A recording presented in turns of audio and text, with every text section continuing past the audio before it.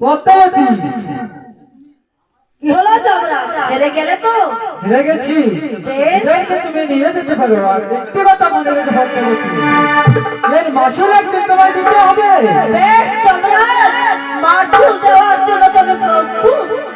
এবার আমার রাস্তা ছেড়ে দাও। অবশ্যই ছেড়ে দেবো।